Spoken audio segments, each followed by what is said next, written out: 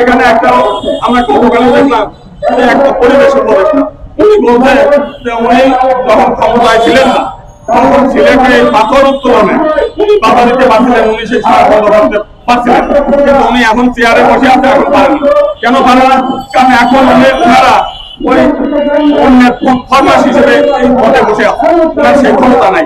অতএব যেহেতু আমি মনে করি যে যারা উপদেষ্টা আছেন সেই সমস্ত আপনাদের নিজস্ব নীতি নৈতিকতা আদর্শ মেরুদণ্ড কোনো কিছুই নাই, অন্যের দয়া দাক্ষিণ্যের উপর আপনারা এখানে বসে আছেন। অতএব এই দয়া দাক্ষিণ্যের উপদেষ্টাগিরি না করে আপনারা সবাই দলবদ্ধ পদত্যাগ করে সর্বসম্মতিক্রমে একটা জাতীয় সরকার গঠন হোক এবং জাতীয় সরকার যদি গঠন করে তাদের উপর দায়িত্ব অর্পণ করেন।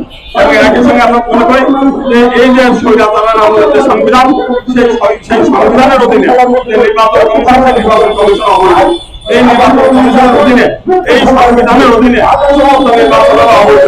অতএব এই অবৈধ স্বৈরাচারের অধীনে যে নির্বাচন, সেটা আমরা মানি না। উপদেষ্টা পরিষদের মধ্যে আমরা দেখছি সেই স্বৈরাচার সরকারের তারা বসে আছে, তারা কোনো মতেই এই দেশের সাধারণ জনগণের মতামত তারা নেয় নাই, হিন্দু সম্প্রদায় যেহেতু নেয় নাই, মাইনরিটি সম্প্রদায়ের কারণে নেয় নাই। আমরা এই সরকারকে সর্বদয় প্রত্যাখ্যান করছি, এই সরকারকে আমরা কোনো সহযোগিতা করতে চাই না, আমরা করবো না। আমরা আনুষ্ঠানিকভাবে আমরা আগামী শুক্রবারে থেকে আমরা সারা বাংলাদেশে পরিবর্তন কর্মসূচি শুরু করে নির্যাতন নিপীড়নের মধ্যে হিন্দু সম্প্রদায় আলাদা শক্তি আলাদাভাবে গড়ে উঠবে এবং আমরা বৃহত্তর গণ আন্দোলন গড়ে তোলার জন্য আমরা প্রস্তুতি নিচ্ছি এবং সারা বাংলাদেশে আমরা বৃহত্তর গণ আন্দোলন গড়ে তুলবো। আমরা নিজেরা ভোট কেন্দ্রে যাবো না, ভোট দেবো না এবং এই স্বৈরাচারের মৌলবাদের অধীনে কোনো ভোট যাতে না হয় সেই ব্যাপারে আমরা সেই ব্যাপারে আহ্বান। জয় শ্রীরাম।